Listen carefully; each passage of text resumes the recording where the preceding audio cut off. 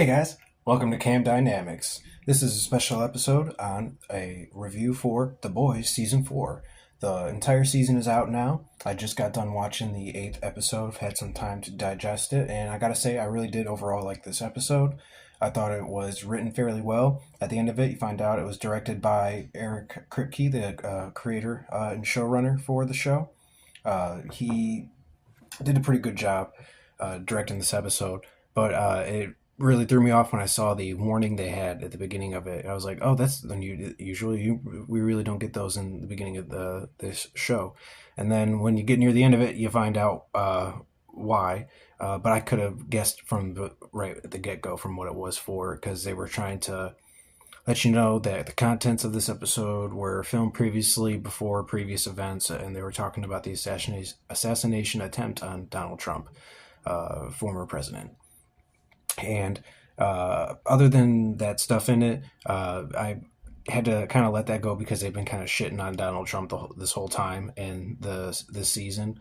And The Boys has always had a political nuance to it throughout the entirety of the show. It just hasn't been as heavy and as prominent as it has been the last two seasons. Like I said in a previous video of mine, the first three episodes kind of deterred me a little bit. I didn't really like those ones. There were some parts of it that were good, but I did like the fourth, fifth, sixth, and seventh episode, and now the eighth one is out. I overall really enjoyed this episode. Minor nitpicks, but that's really about it. Episode 8 is pretty much the culmination of everything that we've been building to. You eventually find out that the boys find out that Annie is the shifter. Fake Annie, I should say, because the real Annie was kidnapped and kept hidden as a prisoner in some apartment somewhere, is what it looked like, by the actual shifter who took her place. And when you eventually get the reveal of that, it was a really good reveal. We also see Butcher in a hospital in the beginning of it. At least we think it's a hospital. And there's a reveal for that near the end of the episode. And he's visited by, of course, the man in his head that we all know, that we thought was alive but wasn't, played by Jeffrey Dean Morgan.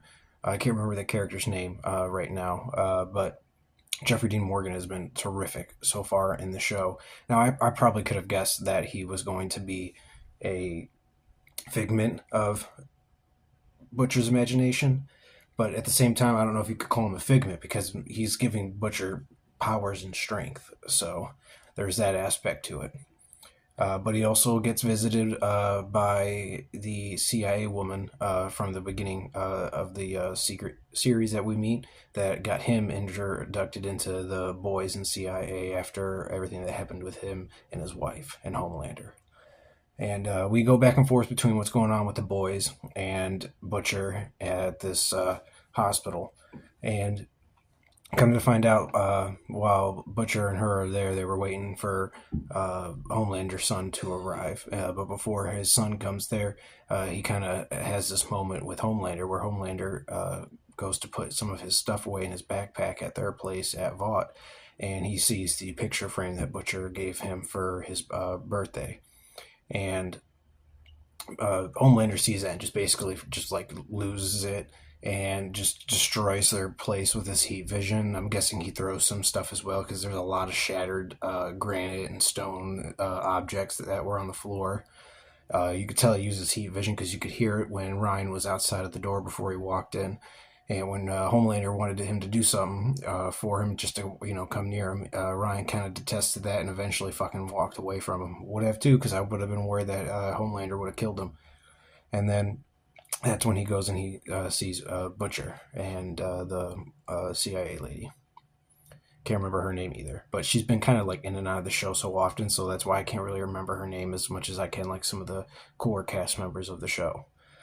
But while all that's going on, the boys are trying to get the virus finished so they can use that against Newman and Homelander. And then we also have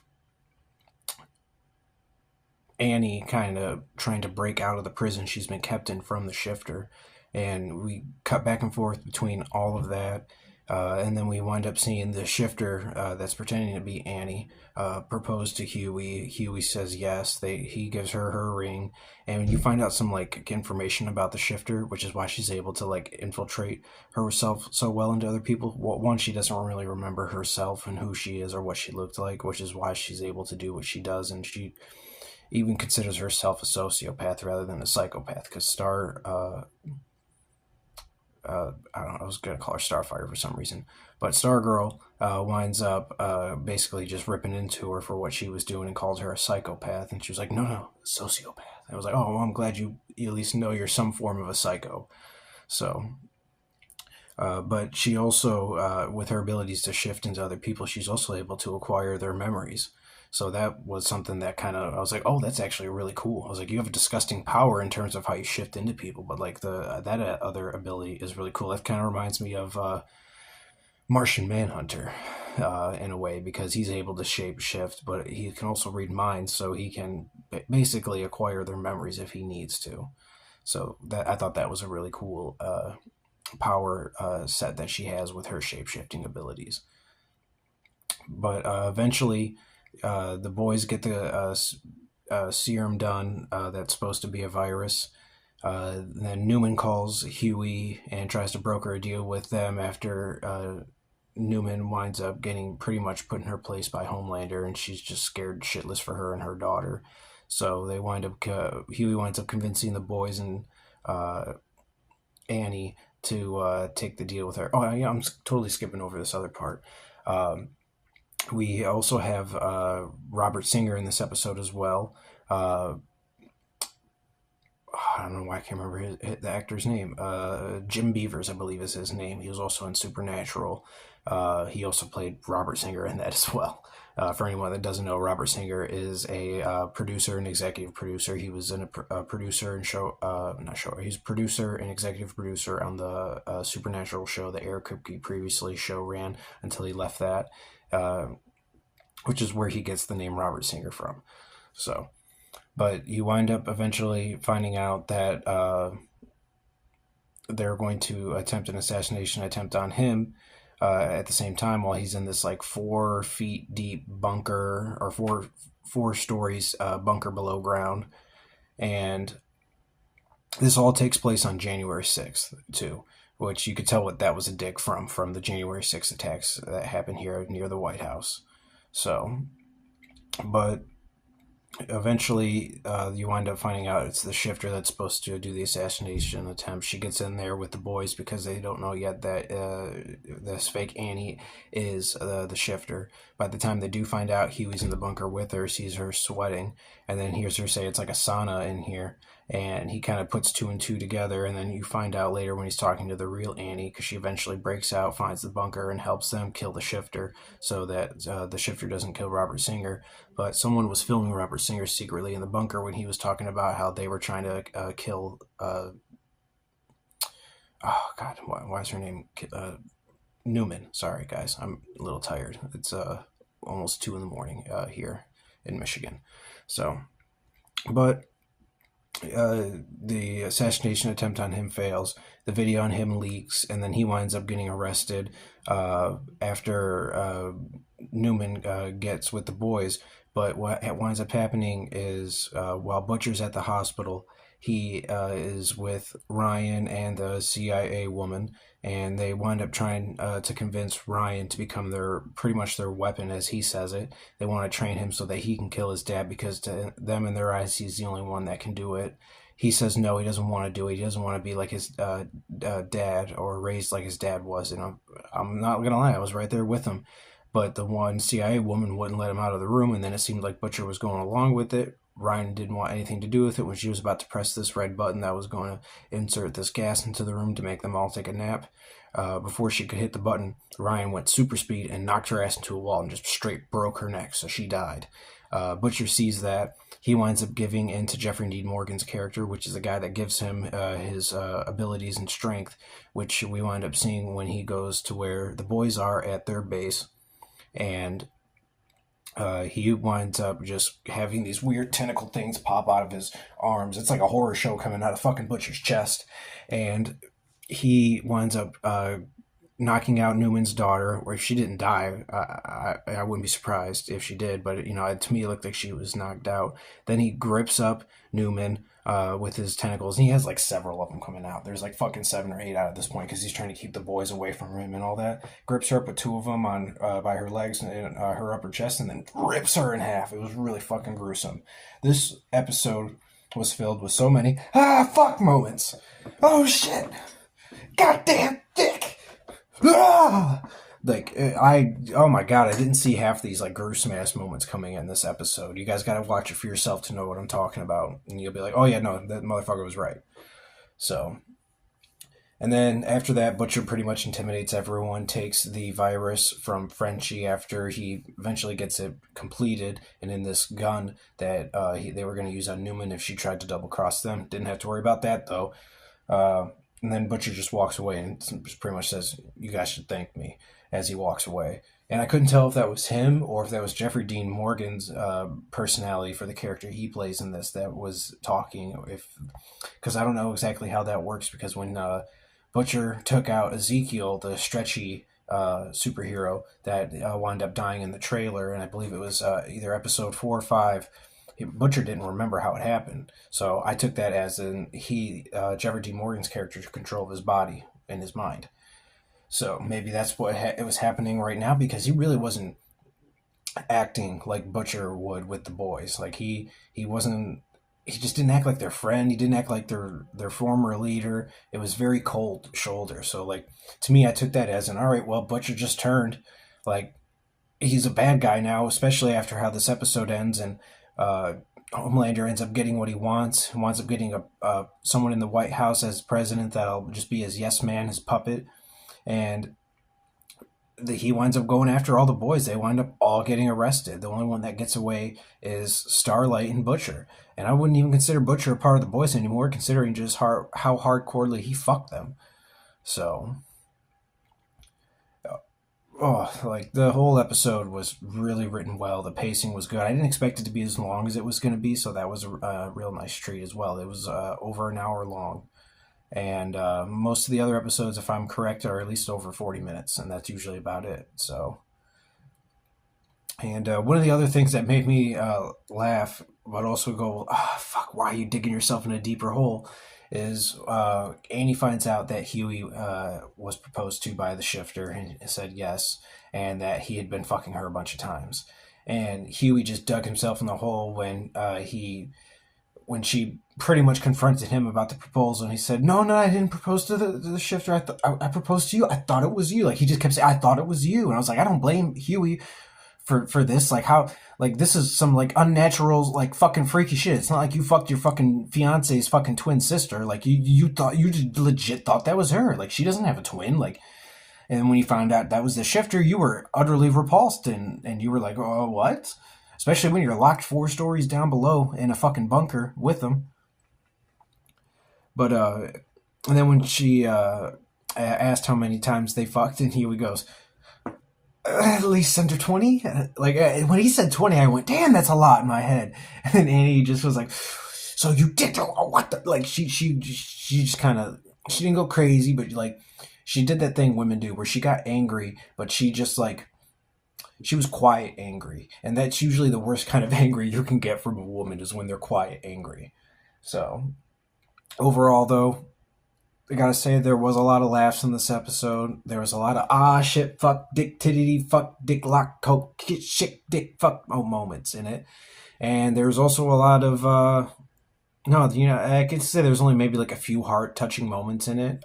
Frenchie and Kimiko finally get together. She admits why she told him to go be with the one dude in the beginning of the season. It's, other than that, I can't think of another like heart-touching moment than that, because it was really just a lot of fuck shit moments. That was a good twist, good action, and just a good story. So, like I said, the only minor nitpick things I have about this episode are the heavy politic influences, and you can directly tell where they're being pulled from, especially with fucking Homelander's speech at the end with the we're gonna make America, great again. You know, they were like riffing off that Donald Trump saying, and it really like started to irk me a little bit because it's like the ending of the episode when Homelander's giving this speech at the White House next to the president, and then we cut to credits, and then we get a brief end credit scene where the president is showing Homelander something where he said he just found out about it, and immediately his first phone call was to Homelander. They go to this giant tube, and it looks like there's this man in there who might just be wearing underwear, and that's it. Now, in my head, I'm thinking, oh shit, is that the fucking clone of Homelander? Are they going for the fucking clone story?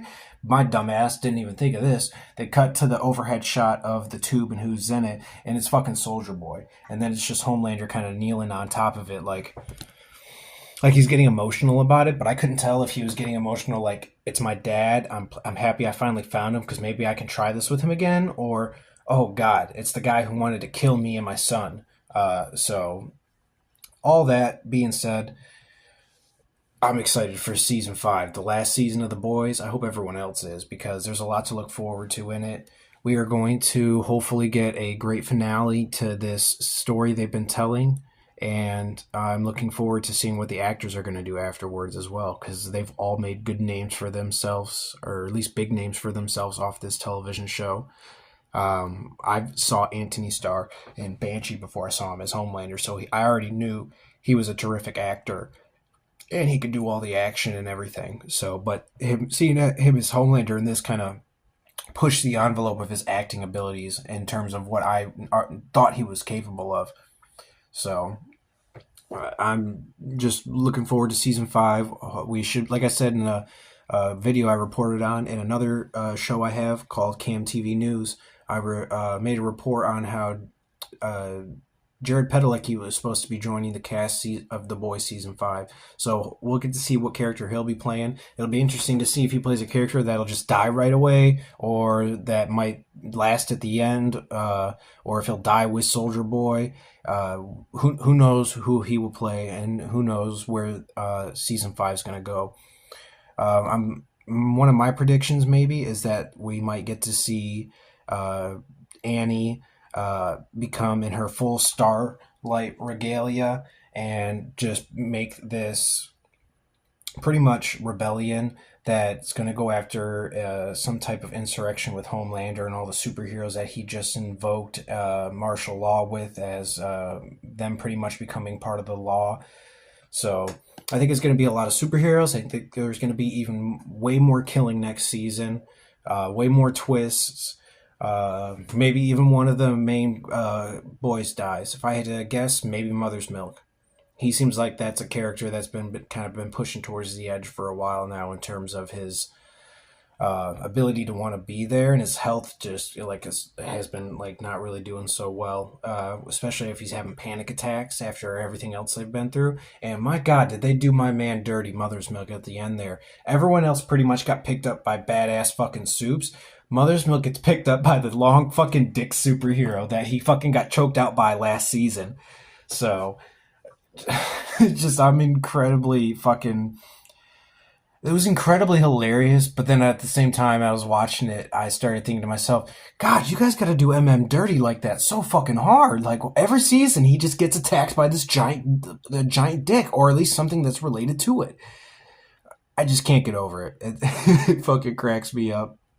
I hope everyone else got a good fucking giggle out of it like I did. But also it was like, why do you gotta do that to MM? Like, at least wait till season 5. Like, give him a season where he's not being touched by a fucking dick of some kind. So, he even got shot in the face by some fucking web weaver that was near his fucking ass. And that looked gross, too. We all know what happened to Web Weaver and why it happened pretty much. Because the motherfucker couldn't keep his shit in his, fucking... I want to say back, but it's near his fucking ass and it's in his lower back. Weird fucking spot for it. I don't know why they just didn't make it his asshole. That would have made more sense. So, but yeah, guys, that's it. That's all I have on my breakdown and review for the season 8 finale of The Boys. It matched up pretty well with the rest of the season so far, and I gotta tell you, I thoroughly enjoyed it. So hopefully you enjoyed this breakdown of season 4, The Boys, and my review of episode 8. the finale. Look forward to season 5 just like I will. Also, check out my previous videos I just posted on the channel. We have a new episode of C.A.M Dynamics. It's a special review of The Acolyte. If you guys like it or don't like it, go ahead and check it out. You guys can see my opinion on it if you already haven't watched a previous video about my opinion with it already. And I also put up the very first episode to my newest podcast, X-Men The Uncanny Evolution podcast, where we dive deep into everything X-Men mutant related. First off, we're going to start out by doing re-reactions and commentary to all the old X-Men movies Fox made, starting with the very original X-Men in 2000. I already have that posted. It's up. You guys can enjoy that as you like. And the next episode on that will be posted soon. I will be doing a reaction and commentary to X2, X-Men United. Look forward to that. That's all, folks. You have a wonderful day. Love you, and bye. I'm out of this world, on top will be an understatement. Overall, we topple mountains, blowing down your Appalachians. Capsule in my Easter basket, keep us inside of your prayers. Partaking the devil's nectar, livers in needed repairs. More stubborn than most, couple of folks following the oaths, poking holes in your boats, leave you in comatose. That's all she wrote, no, that's an overdose. And it's best you know your limits, then test them and go. Broke this ain't a scrimmage.